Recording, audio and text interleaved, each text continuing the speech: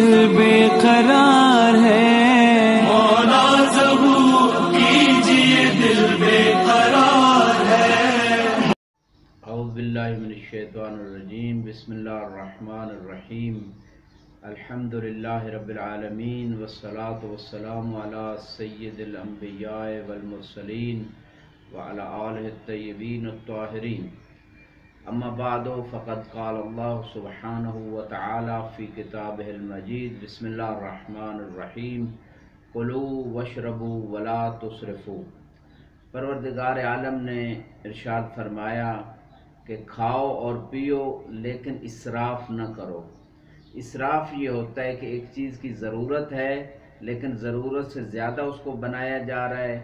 اور پھر اسے ضائع کر دیا جا رہا ہے، چاہے وہ پانی میں ہو، کھانے میں ہو، ٹائم میں ہو، لائف میں ہو، جس جہت سے بھی ایک چیز کی جتنی نیسیسٹی اور ضرورت ہے اس سے زیادہ اس کو صرف کرنا، بنانا، خریدنا اور ویسٹ کر دینا بعد میں، یہ اسراف کے ضمن میں آتا ہے اور اسراف گناہ کبیرہ ہے۔ آج ہم کچھ ڈیٹیل سے کھانے پینے کے احکام روزے کے حوالے سے کہ کون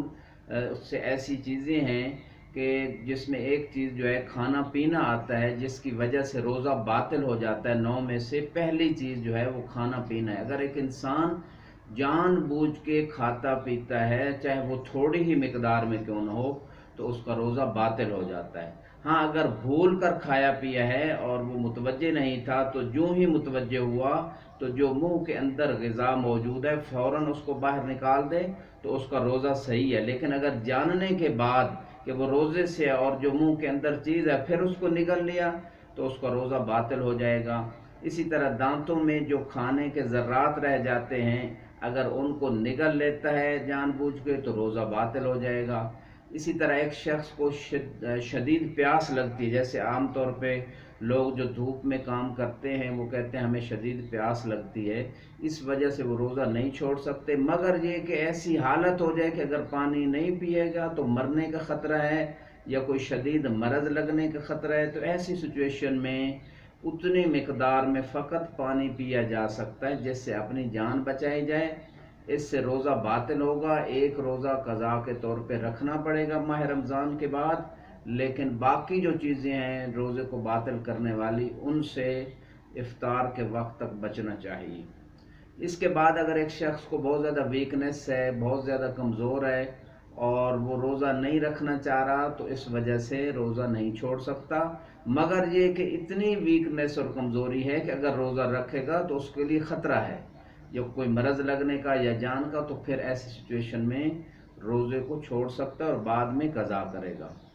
اسی طرح ایک شخص جو ہے کوئی انجیکشن وغیرہ کوئی میڈیسن یوز کر رہا ہے تو اگر تو وہ انجیکشن غذا والا ہے یعنی کوئی طاقت دیتا ہے تو اس میں اگرچہ علماء کا اختلاف ہے، لیکن احتیاط یہی ہے جس مسئلے میں علماء کا اختلاف ہو وہاں احتیاط کرنا چاہیے، اور تاکہ انسان واقعے سے مطمئن ہو جائے جو غذا والا انجیکشن ہے وہ نہ لگوائے جائے اور باقی جو ٹیکے ہیں وہ لگوائے جا سکتے ہیں۔ ان تمام امور میں انسان کو چاہیے کہ وہ خدا کی رضا کے لیے ان امور کو انجام دے،